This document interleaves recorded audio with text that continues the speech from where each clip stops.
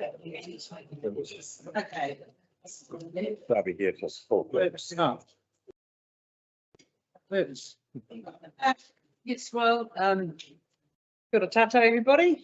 Good to see you all here today. We'll just start with the opening karakia, if you'd all like to join in. Thank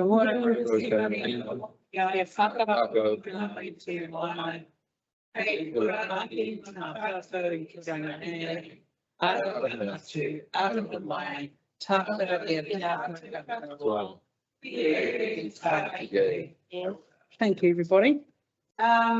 We have an apology today from Aidan Ellams, who's had a bereavement, and that's the only apology. Are there any conflicts for the papers on this agenda, anyone? Did you want to accept it? Oh, sorry, we need to accept Aidan's. I'm happy to move. Thank you. Make up notes. Yep. And then conflicts. Anyone want to declare anything that we don't already know? No. Okay. I do have some acknowledgements today, and actually three. First one is Adrian Staples. We haven't had a council meeting since Adrian passed away, but I just thought it was important for us to talk about her record because she was the mayor here for 12 years from 2004 to 2016. So it was quite a record here. And prior to that, she was the chair of the Featherston Community Board. So long record of local government here. She was the first female mayor. And then when she left the mayoralty, she became the, not immediately, but she ran for the Greater Wellington Regional Council and the Wairarapa representative there. There's been a lot written about Adrian in the media, and I'm not going to go into all of that. Apparently, one of the characteristics was her humour as the chair, which of course I'll try and emulate. Probably different from hers. But she certainly put a lot of her life into Wairarapa, and I just think we need to note that. And because of the role she held, I'm wondering whether we could just have a minute's silence for her. Yeah. Thank you, everybody.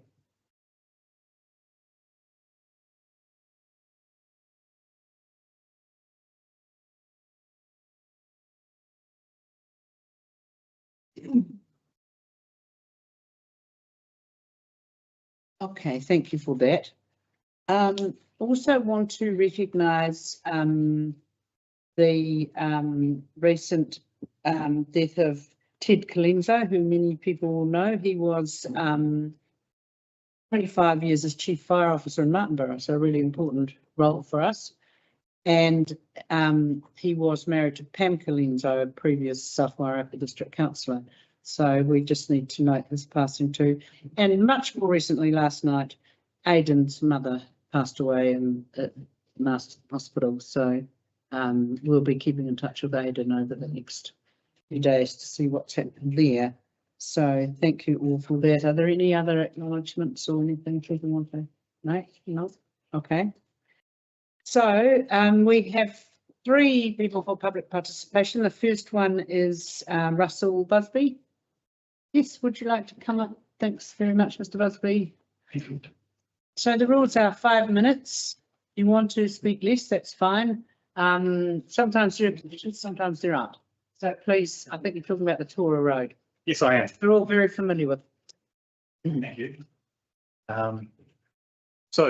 Yes, my name's Russell Busby. I live on Tora Road, and thank you for having me. I'm here to talk about the dust issues that we are facing at our house.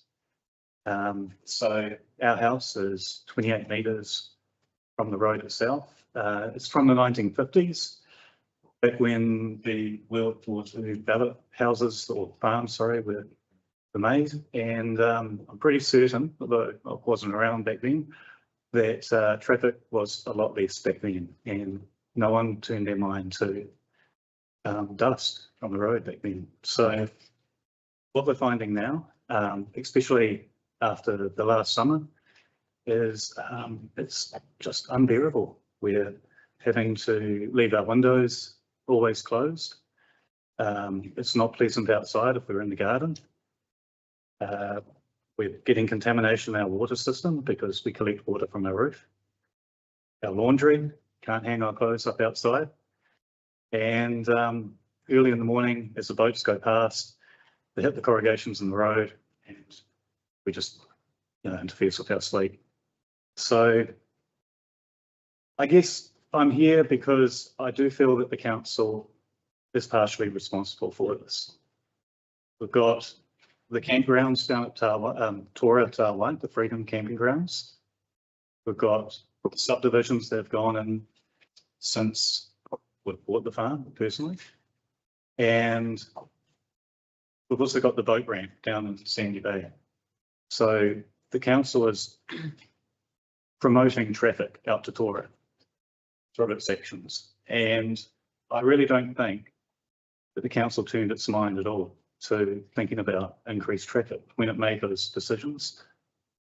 First of all, to lease Sandy Bay, to approve of the subdivisions, and to promote and enhance the Freedom Campgrounds down at Tora. And I guess I do think that we're neighbours in a way. Council owns the road and we own the land. And I think the analogy would be perhaps having a neighbour in town that drinks plastic in his backyard. It's air pollution. And it's not on.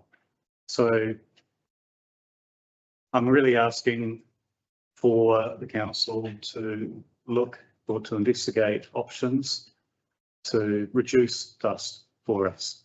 I'm not saying it needs to be a sealed road. I've heard that there's other options, but what we're looking for is a pathway to a solution. And this is generally, I guess, in that context earlier, this is me knocking on the neighbour's door and saying, hey mate, you're causing a nuisance. It's an air pollution. And how about we sort something out? So, because, yeah, I do see that we do have rights legally for that air pollution, and whether that's the regional council as an air pollution or through the court system as a tort. I know you probably don't want to hear this, but I'm also trained as a lawyer, so I do know what I'm talking about. But yeah, I just feel that in this instance, first instance, let's get a discussion going so we can say that, well, both of ourselves that the hassle. Yeah, and that's really it. So thank you for your time. Very much. I don't know when there are any questions. We're really aware of this issue and you're not the only one who's suffering from this. It's a constant issue with rural dwellers. Yes. There's no easy fix, but we will get back to you on this. And Councillor Ellens, who's absent today, would be most interested in this too. You've probably spoken to him, I imagine. Yeah. Yeah. So, but thank you for coming. It's good to hear. Thank you Very much. Cheers, Dave. Thank you.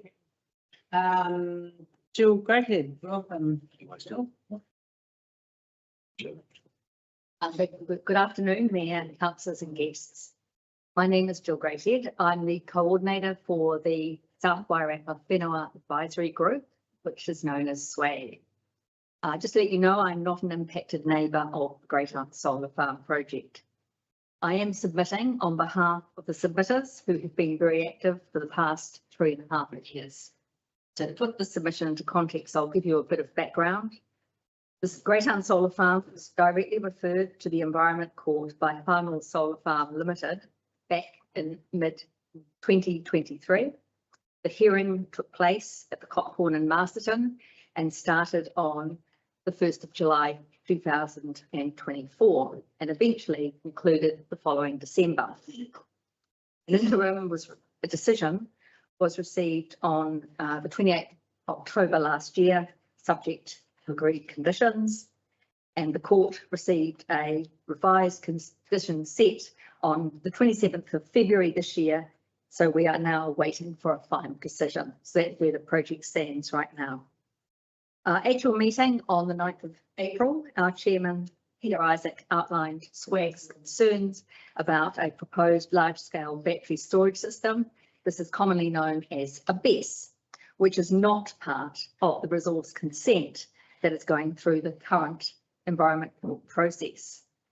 Today, I checked the Transpower generation and energy storage connection pipeline spreadsheet, and the status of this BESS is in detailed design, but under the consented field, it states application expected. So we assume that this resource consent application will come to South Wairarapa District Council for consideration. Today, I'll briefly overview the human impact of this proposal on the Greytown community, and in particular, those residents who live at the approximately 80 impacted properties in the vicinity of Moroa, Battersea Settlement and Bidwell's Cutting Roads. The human impact that both the solar panel project and the associated BESS will have on the residents and the surrounding environment are loss of rural character and amenities, visual domination of the landscape, construction noise, and long-term uncertainty about what future expansion may follow, such as this proposed BESS and even construction of a data centre. But our main concern is the ongoing fire risk and contamination of the Wairarapa aquifer. So once the condition set is agreed, the Environment Board will deliver a final decision for the solar panel project, but consideration of BESS will not be part of that decision. SWAN wants to ensure that South Wairarapa District Council notifies the Whānau Solar Farm Limited Greytown Solar Farm BESS as public notification. This is so that we can be sure that if it is consented with a condition set that ensures that land and water contamination is mitigated. So happy to answer any questions need be. Thanks very much. Any questions, anyone? Not at this stage. Thank you for that. Thank you. Very concise. Okay, the last one today is Claire Blinkley.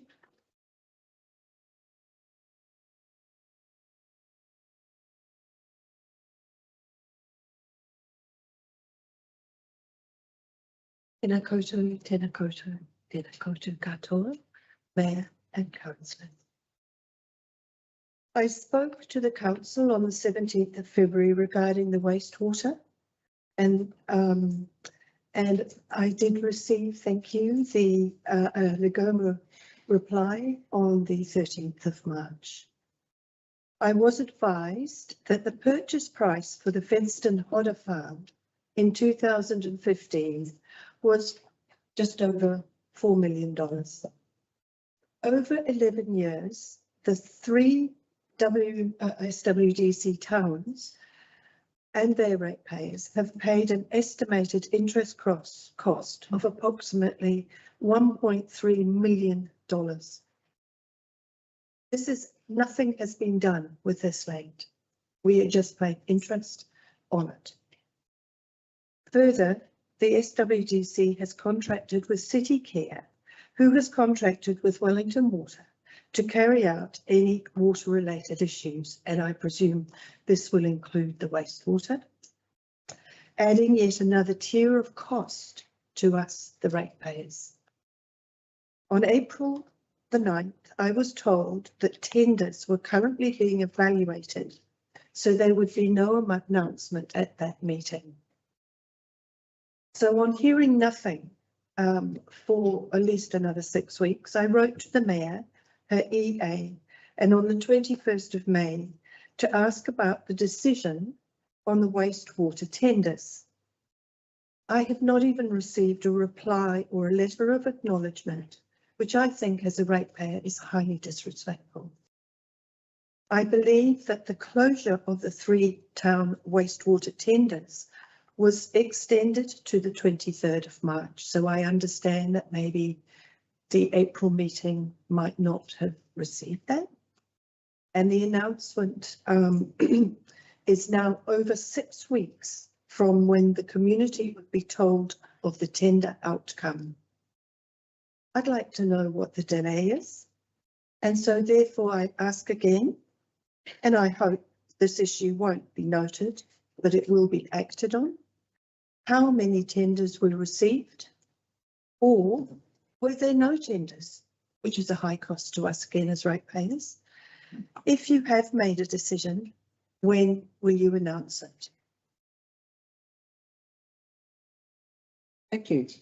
I can answer a couple of your questions. One is that the tender evaluation has been completed and we're about to make a decision on that. So as soon as we have made that and it's public, we will write to you again and give you the details.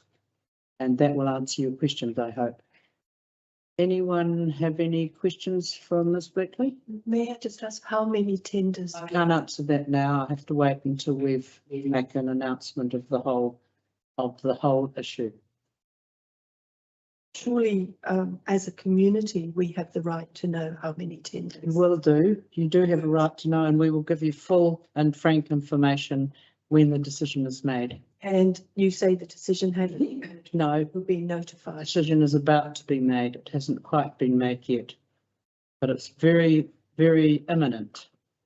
I was told that on April the 9th, it was being evaluated. How come it's taken so long to actually come to this notification? I think I don't know because it wasn't part of the evaluation team, but I'm assuming they were very careful and assiduous in their work. And it was external, we used external assistance for this. So we've had the best professional advice possible. That's all really. Another cost to the ratepayer for this external professional. It's a cost, but we don't have those people on staff. So I suspect if we'd employed a team of evaluators on staff, they wouldn't be doing much else the rest of the time. So we have to engage them as contractors.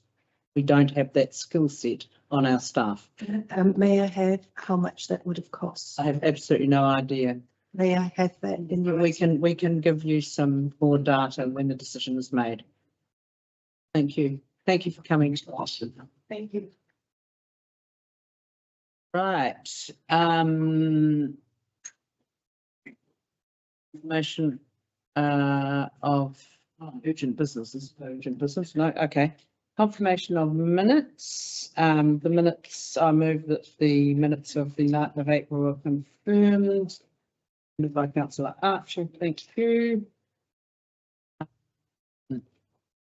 Matters arising from previous meetings. We have sensitive expenditure policy which came in from the Risk and Assurance Committee.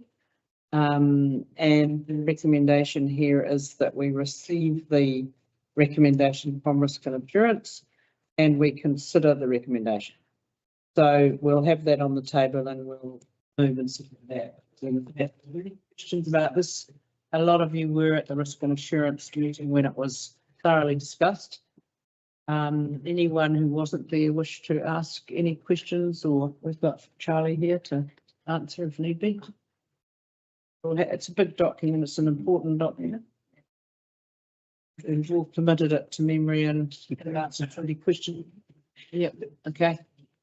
Okay, well, I've got a move and a seconder for that. Thank you, Councillor Bosley and Councillor Baker. All those in favour, against, no, carried. Now we have a report from the Chief Executive on the share buyback process for Wellington Leather, which is good news for us. So we should be very pleased that this is happening. Councillor Taylor, do you want to? Just to alert the council, Mayor, that I'm proposing an amendment to recommendation D, just so that it sits within the context of the actual original agreement from a legal perspective, in terms of that agreement had said that council needs to approve, but in this case, council is making a decision today, so we need to consider that original recommendation that we will delegate. But I just think to reduce the gap by making a slight amendment, so that we're adding an additional step. Do you want to just tell us what it will be? So it'll just be D, as it currently reads, is just amended, delegates to the chief executive in consultation with the mayor on behalf of the council, the authority to finalise blah, blah, blah. So if we are all happy with that, we could accept that as part of the original recommendation, is that right? Or do we have to have it moved? You have to move it, Okay, and then if it's carried. yeah, well, move it into being part of the original recommendation rather than Okay. taking it as a separate one. That's normal procedure for meetings, I think. Okay, so maybe we, do you want a discussion first before we move in second? You go, let's have the discussion. Right, we'll ask the chief executive. So I'll ask the first question. Oh, let's go. In terms of buyback, and I understand we paid $50,000 for our share allocation at the time, and are we guaranteed to get that $50,000 back as part of our shareholding? And will there be anything other than the $50,000 that sorry, there's more? Yes, no, that's what I was going to ask the CEO to tell us that. This isn't a good news story, this. Thanks. Thank you, Chair. Page 38 of the agenda talks about what's likely to be in the agreement when we sign it. Obviously, some of these numbers are being worked on and will be worked on through to the end of the financial year because they run to 30 June. We will be getting our $50,000 shareholding back. There are some funds from previous years that Wellington Water are holding for an emergency reserve, which will come back to us. There will be a percentage of retained earnings that they're currently holding, which will come back to us.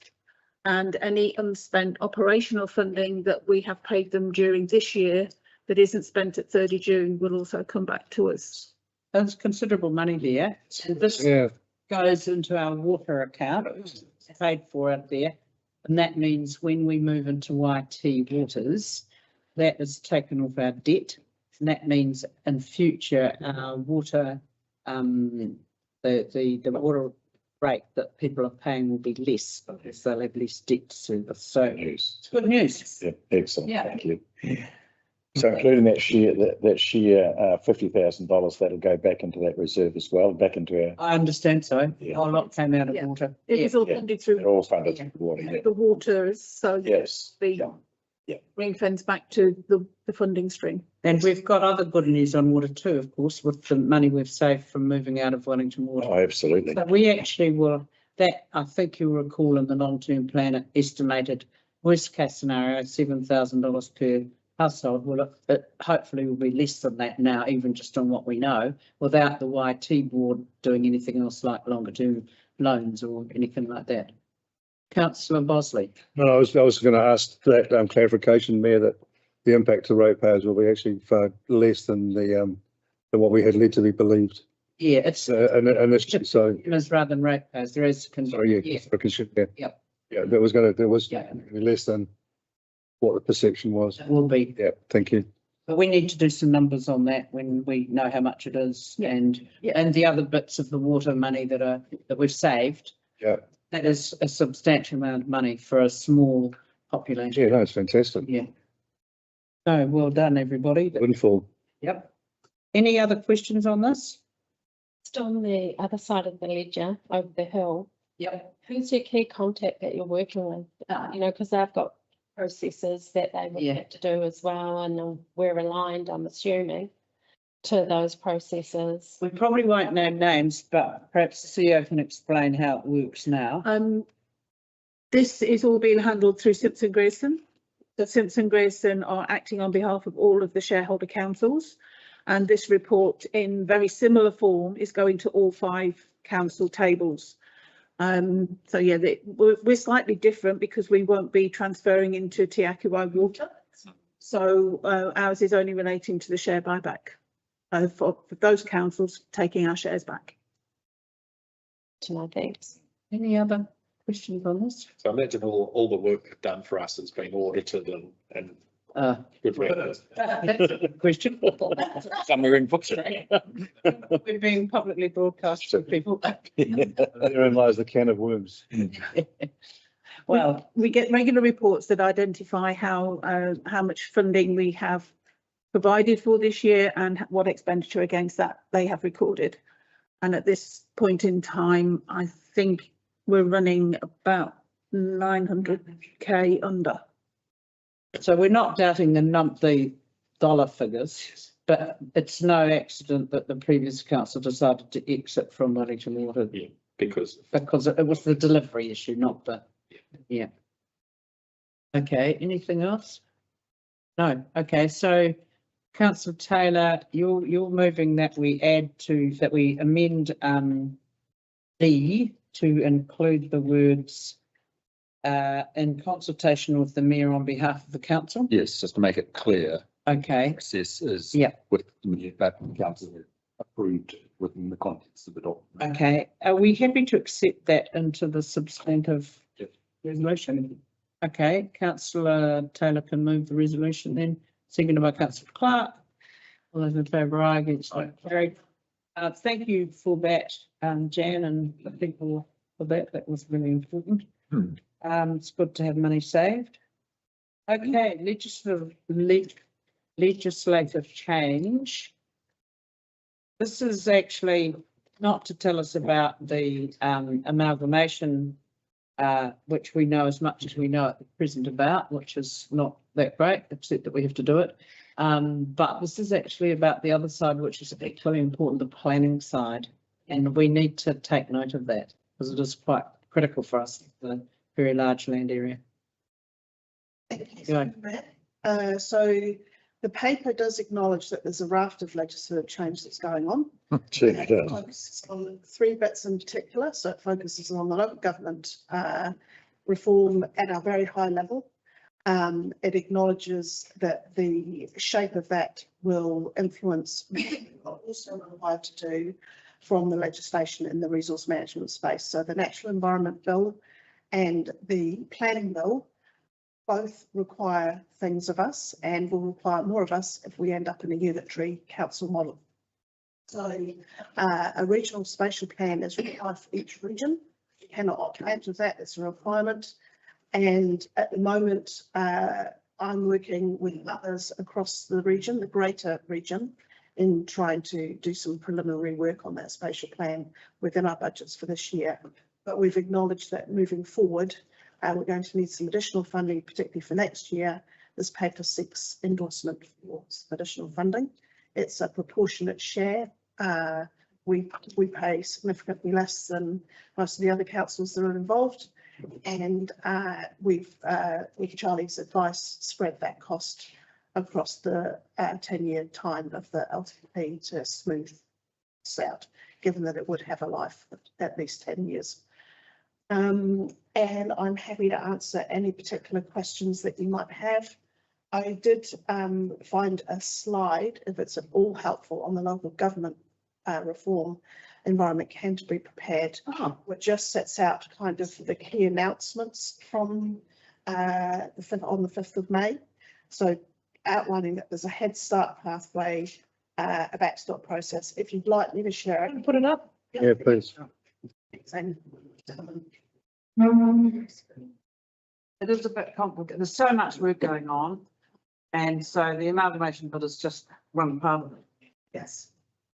And just while Annie's pulling that up, we the Royal We, so the Mayor, Janice and myself are involved at various levels in terms of the discussions that are going on across the wider region. And this might just be helpful for you all. So the Head Start pathway conversation that I know that you're aware of is what the government is looking for, voluntary endorsement from councils. There is a requirement in all of that it's a unitary model and we have to have those proposals in by the 9th of August. If we opt not to do that, then there's the backstop process, which you should hopefully all be aware of as well, which will look at a standardised model, and those will be, the reorganisation will be in place for the 2028 local elections. The regional functions stay local, so there's determination that those key regional functions currently undertaken by Greater Wellington will not be taken on by central government. They will need to be staying within whichever unitary while we end up guidance. Also confirming that the regional councillors will no longer be part of the process from 2028. And I do note in here that I hadn't quite understood that the transitional governance, so Board of Mayors, Commissioners or hybrid, will be put in place for backstop councils. That's right. Which is For those who have already made a decision.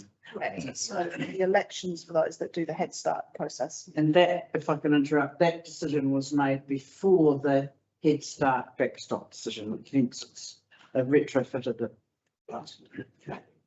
And then the last one is just outlining that it's a single unitary model and noting that for larger complex regions, you might end up with a number of unitaries. But It might be one of those. yes, Might be, will be. I just thought that was helpful. Thank you for that. It's clear. Anything else it's so clear?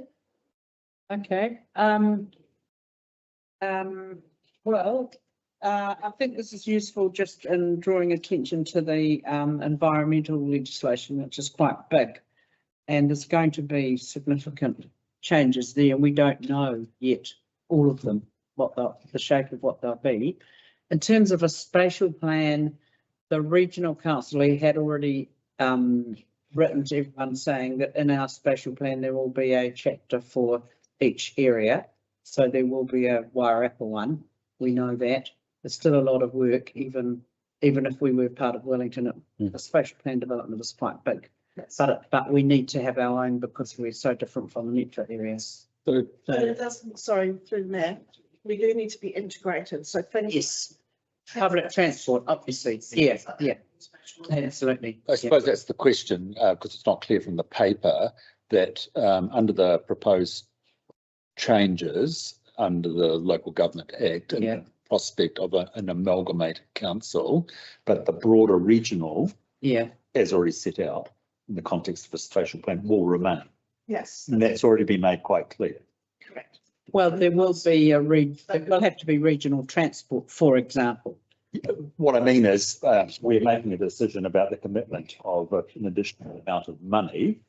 But even after that, the spatial plan may need to be adjusted again to take account of what those changes might have in terms of impacts. I think it'll be done as those changes are made. The spatial planning will be undertaken during that same period. Through the chair, the spatial plan is a requirement of the changes to the RMA. Yes. So this is giving effect to those changes, which we also have to give effect to in any application we make under Head Start. And Head Start. So we have to show in any Head Start application how we give effect to those changes in the planning rules. Right. And the spatial plan that Claire's referring to is the overarching Wellington Regional Spatial Plan that addresses the Planning Act and the Environment Act. Okay. Got that right? That clarification is helpful. Yeah, and it's useful for this purpose as well. And then just the other question relates to the current long-term plan. There is an allocation for spatial planning. In the current LTP? The current 25 to 34 long-term plan did not. So we have no. So this is new. It's new. Okay, good. That's good to have as well. Thanks. But regardless of whether Wairarapa would become a standalone unitary or be part of a bigger Wellington unitary, there are still going to be regional transport's the obvious one, but regional activities that have to be done together of some sort. And transport's the very big one. But another one, for example, would be maritime regulation. So we wouldn't all have our own harbour master, I would have thought. Or no, we could have a harbour master. Who wants to be the Noe? One does. She loves it out there. Place. I didn't know he's too far away from the sea. Sorry. And one other thing is we are required to have a regional spatial plan, as I said. This work that we do next financial year will not be lost. No, it'll just feed in. Exactly right. Ways will drop out. Everybody's working now and not knowing what the final configuration will be, but knowing we have to have this work done. And the funding for this wasn't in the budget, but it can be found in the budget. When we did the long-term plan, we purposefully created a smoothing mechanism for projects so that we can move things in and out, because we knew there'd be significant changes that we couldn't put a number on. And so we can just move them across and slot them in where we need To to. actually have them named. Yeah, That's good. Allocate funds to. yeah. Okay, anything Well, else on this one? So we need a mover and a seconder. Who are the planning geeks? I can move Oh, that. Councillor Taylor. Thank you, Susan. Oh. Much planning, but yeah. Who other planning? Thank you, all those. Who's this there? Cetera, thank you. Now we've got two papers on naming roads. I have suggested to the CEO, the next time we have two, can we just have one and put them, save a few pine trees, you know, put them into one paper? Two different recommendations. But anyway, I don't know whether, we'll just take the first one first, which is Community Green Road. Self-explanatory. Does anybody have any questions on this? Just wanting to clarify the process for, you know, naming new roads and right of ways, because previously the Māori Standing Committee would receive on their agenda the opportunity to comment on any naming roads, and this time around it seems like that just myself, Councillor Baker, have been receiving emails directly, and we're just wondering if we can clarify a process, because Oh, we have asked questions like, why are you asking us? because we changed our policy. We had a big discussion on this. Remember the first one that came Yeah. was actually a road in Greytown, as I recall. There was, yeah. Off Wood Street, remember? And then we had a big discussion and we changed the policy. And that policy change is reflected in this, but I thought we said there would be actually consultation with the member for the Māori Wood member, and we added Councillor Baker, I think, as well. Yeah. And it says in the paper that you had been consulted on this. Yeah, I'll talk to the second one after that. The consultation was just given an email. Well, I guess that's the asking, how do you feel about this? If you need to reply though. If Yeah. you don't like it, you need to say that. Yeah. So I have replied back asking further questions Okay. with no response, and then I find in the second paper naming, that the question I actually asked that I didn't get a response is actually said that that was fait accompli. Really? Yeah, so I asked in the second one, so this is around process again, around the Rāpaki thing, I said, can you provide me with where in the Māori Standing Committee minutes was the decision made? I wanted to ask for reference to that. So it's. Okay. I see what you're saying. This one says that councillor comments to include reference to the Māori Standing Committee meeting minutes, but the policy no longer requires it to go to the Māori Standing Committee. It goes to, because that's why we have a Māori Ward councillor. Maybe this wasn't written very well. Yeah, I wasn't sure that that was the agreement that I heard. I thought that if we had a point of agreement with it, where there were, Māori names or names of significance or something, that they would go through a process. And I remember saying that the wording shouldn't be as woolly as it was, and that really should go, not a could or a may. That's exactly right. We said we now have a Māori Wards member, and we will be asking that councillor for input. That is what the policy says. Now, if it hasn't been followed properly, then it needs to be, but it's not going to the Māori Standing or Māori Partnership Committee, it's now called. So I think maybe this isn't a bit clumsily written here, but I'm not sure what your discussion was. And It was just to ask for the minutes you know, because it's retrospective in the Yeah. previous two. Yeah. So I wanted to know Okay, the minutes. what they actually Yeah, said. which he's referenced the minutes and it's like, oh, is that when the discussion happened? Yeah. Because I was actually asking for that information to know what the. Was that checked, do you know, Clem? No, I'm sorry, I don't know. So we need, okay, question for the councillors. Let's do the first one first, shall we? The first one is the, I think this is in Featherston, yes, this is Brookside Developments. Happy with that? Yeah.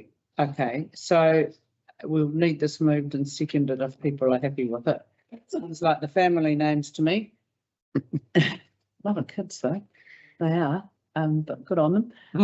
Just Long probably time. want to miss this. Yeah.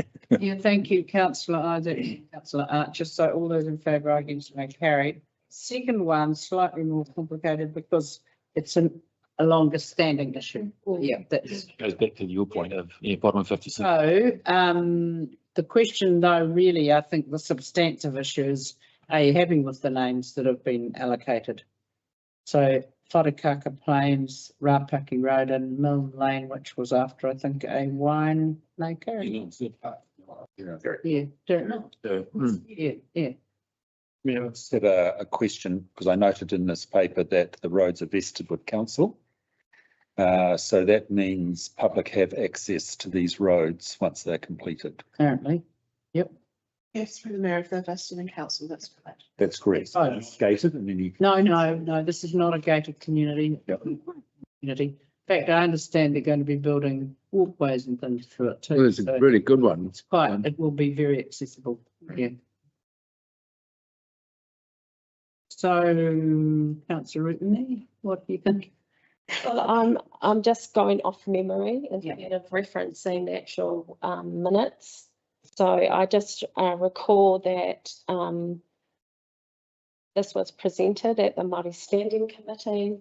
There was an issue that Rapaki was in reference to the South Island. It's a South Island name and that we have our own names. Subsequently, the previous owner of this land came to talk to the Māori Standing Committee as well.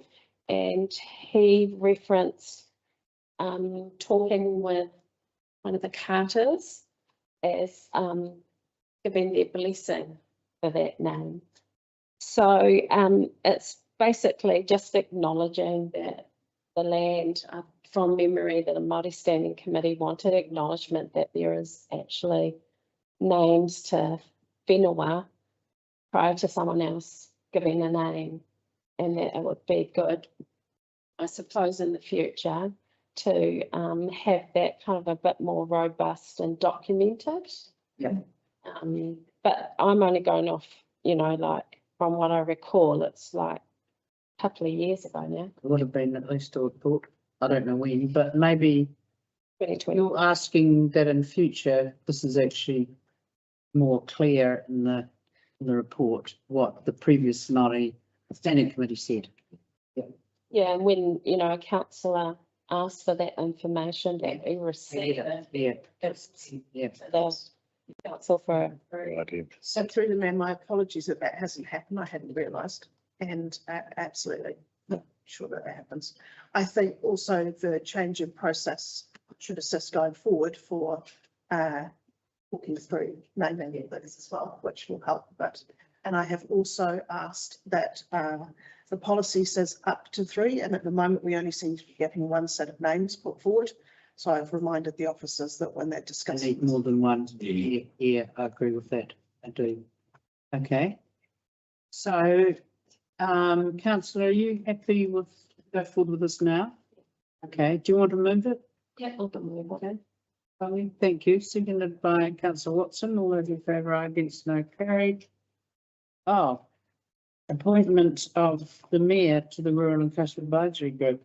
Oh, well, I have an interest in this, so the deputy mayor, when he gets on his iPhone, can chair this bit of the meeting.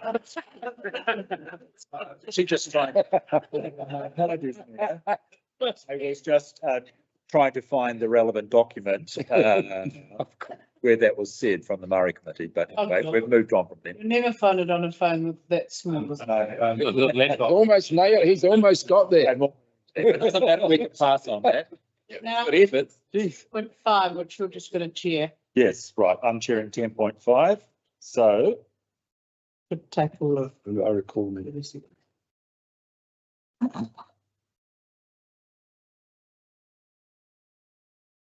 I should have warned you about this, Bob. yes. Can we have that noted in the minutes, please? He's warned Deputy Mayor when he's about to become the Yeah. chair. Right, let's go to Change the procedure. 2 seconds in advance. launch yourselves, happily. Just checking on the other item, you guys are comfortable that names go to you? That's that process rather than the Maori Partnership Committee? Well, that's why we have a Maori Ward councillor. Yeah, I'm just asking because in reason point. yeah. I mean, I think it's a bit risky. You know, because it's very important to know whakapapa and history of anything. Yeah, I'm just asking a question. Yeah. We can just informally, I don't want to go back and redo the whole policy. Sorry, I wasn't trying to, I was just checking. Well, but maybe we can ensure, speak on. No, she's. Oh, no, she's there, can't see her. From the reporter's side. There she's hiding behind Boz. Maybe we just make sure that in future, if it was a Maori, if there's some whakapapa in the area that's important, that's tested out on actually the harpoon nearest there, wouldn't it, really? But Andrea, you need to also say that to our staff, I think, when they come to you with some names. The Yeah. question has to be, have you tested out anything? Has this been tested with anybody else? Yeah. What and who? Yes, good. And if there's. Backstop. It's a good backstop. there. I agree, yeah. Are you, Right, back to me, yes, I am. So item 10.5, appointment to the Rural and Coastal Advisory Group. So the report is set out there, we've been appointed, but they're seeking approval to appoint the mayor to the group. So the recommendations, council received the report, happy and approve the appointment of Mayor Wild to this group. And then note that those other members of the advisory group as outlined there, and they were notified in. that's been publicised and they've had its first meeting actually, yeah. Any Can I ask a question? comments? Yes. Fran would normally go in on ex officio anyhow, would she not, or not in this particular? Advisory group, Ah, okay, rightio, yeah. that's why That's why you're. originally. Yeah. No, thanks for that. Any other comments or questions? Over in a second. Right, thank you. So can we have a? Happy to move, happy to second. Councillor Clark, Councillor Old, secretary. Done and dusted, thank you. Thank you, councillors. That great honour. We're now going to move into public excluded. I'll move. Will the director read all of this? We've all got it. We're considering 3 issues: destination Wairarapa, wastewater treatment plant, and review of remission of rates. Seconded for moving into that. Thank you, councillor Archer. All those in favour, aye. Against, no, carried. Right, what, we're going to turn off the